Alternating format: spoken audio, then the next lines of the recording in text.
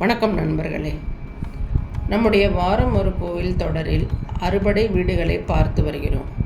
கடந்த பதிவில் பழனி முருகனின் அழகில் திளைத்தோம். இன்று நாம் பயணிக்கப் போவது ஞானத்தின் இருப்பிடத்திற்கு. ஆம், தன் தந்தையான ஈசனுக்கே குருவாக நின்று பிரணவ மந்திரத்தை உபதேசித்த சுவாமிநாதன் குடியிருக்கும் 4ஆம் படை வீடான சுவாமி மலைக்கு தான் இன்று நாம் செல்லப்போகிறோம். அப்பனுக்கே பாடம் சொன்ன சுப்பையனை பற்றி பேசும்போதே ஒரு தனித்தமிழ் கம்பீரம் பிறக்கிறது அல்லவா? வாருங்கள், அந்த திருத்தலத்தின் அதிசயங்களையும் ஆன்மீக ரகசியங்களையும் விரிவாக பார்ப்போம். ஓம் எனும் ரகசியம். படைப்பு கடவுளான பிரம்மாவிடம் ஓம் என்ற மந்திரத்தின் பொருள் கேட்டார் முருகன். சொல்லத் தெரியாத பிரம்மாவை சிறையில் அடைத்தார். பின்பு சிவபெருமான் வந்து கேட்க, சீடனாக வந்து கேட்டால் சொல்வேன் என்று முருகன் கூற, ஈசன் தலைவணங்கி சீடனாக அமர்ந்து உபதேசம் பெற்ற தலம் இது. அதனால்தான் இங்கு முருகன் சுவாமிநாதன் என்றும் தகப்பன் சாமி என்றும் அழைக்கப்படுகிறார். இந்த கோவிலின் சிறப்பம்சமே அதன் 60 படிக்கட்டுகள் தான். இவை சாதாரணமாக கட்டப்பட்டவை அல்ல. தமிழ்கால கணக்கின்படி 60 தமிழ் ஆண்டுகளை பிரபவ முதல் அட்சய வரை இந்த கற்கள் குறிக்கின்றன. ஒவ்வொரு படியிலும் ஏறி செல்லும்போது நம்முடைய வாழ்நாளின் கர்மாவை கடந்து இறைவனை நெருங்குவதாக ஐதீகம். முருகப்பெருமானுக்கு பொதுவாக மயில்தான் வாகனம். ஆனால் சுவாமி மலையில் இந்திரன் தனது ஐராவதத்தை முருகனுக்கு வழங்கியதால் இங்கு யானை வாகனமாக இருக்கிறது.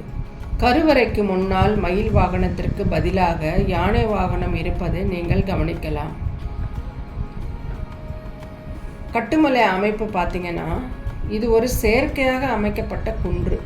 சமவெளி பகுதியில் மலையை போன்ற அமைப்பை உருவாக்கி அதன் உச்சியில் சுவாமிநாதன் அமர்ந்துள்ளார். கீழே மீனாட்சி சுந்தரேஸ்வரரும் சன்னதி இருக்க, மேலே குருவாக முருகன் அமர்ந்திருப்பது ஒரு அழகான குடும்ப அமைப்பை குறிக்கிறது. அப்புறம் இங்குள்ள குளம் பார்த்திங்கன்னா, இது நேத்திர குளம். இங்குள்ள தீர்த்தத்தில் நீராடினால் கண் சம்பந்தமான நோய்கள் நீங்கும் என்பதும், பார்வையற்ற ஒருவருக்கு இங்கு பார்வை கிடைத்த வரலாறும் சொல்லப்படுகிறது. சுவாமி மலையில் வழங்கப்படும் விபூதி மிகவும் விசேஷமானது. முருகப்பெருமான் குருவாக அமர்ந்து உபதேசம் செய்த இடம் என்பதால் இங்குள்ள விபூதியை அணிந்து கொண்டால் கல்வியில் சிறந்து விளங்கலாம் என்பதும், ஞாபக சக்தி அதிகரிக்கும் என்பதும் பக்தர்களின் அசைக்க முடியாத நம்பிக்கை. இங்குள்ள மூலவர் தங்க கவசம் அணிந்து ராஜகோலத்தில் காட்சியளிப்பார். முருகனின் கையில் இருக்கும் வைரவேல் மிகவும் சக்தி வாய்ந்தது. இந்த வேல் தீய சக்திகளை அழித்து பக்தர்களுக்கு துணிச்சலை தரும் என்று சொல்லப்படுகிறது. சுவாமிமலை என்றாலே உலக புகழ் பெற்றது அங்கிருக்கும் ஐம்பொன் சிலைகள் தான். பல்லாயிரம் ஆண்டுகளாக அங்கிருக்கும் சபதிகள் பாரம்பரிய முறையில் சிலைகளை செதுக்கி வருகிறார்கள். இதற்கும் இந்த கோவிலுக்கும் உள்ள தொடர்பு கலை மற்றும் ஆன்மீகம் ஒன்றிணைந்தது என்பதை விவரிக்க இயலாது. தினமும் நடக்கும் 6 கால பூஜையின் போது முருகனுக்கு செய்யப்படும் அலங்காரங்கள் ஒவ்வொன்றும் ஒரு விதம். குறிப்பாக ராஜ அலங்காரத்தில் முருகனை பார்ப்பது கண்கொள்ளா காட்சி. ஒவ்வொரு பூஜையின் போதும் ஓதப்படும் மந்திரங்கள் மற்றும் தேவார பாடல்கள் அந்த இடத்தையே ஒரு ஞான பூமியாக மாற்றும் உணர்வை விவரிக்கலாம். இந்த கோவிலில் ஒரு மாடக்கோவில் அமைப்பை சார்ந்தது. யானை ஏற முடியாத படி மிக உயரத்தில் கருவறை அமைக்கப்பட்டிருக்கும். கீழ்த்தளத்தில் சுந்தரேஸ்வரரும் மீனாட்சியும் இருக்க, அவர்கள் தலைக்கு மேல் மகன் உபதேசம் செய்வது போன்ற அமைப்பு. குருவின் ஸ்தானம் பெற்றோரை விடவும் மேலானது என்பதை உணர்த்துகிறது.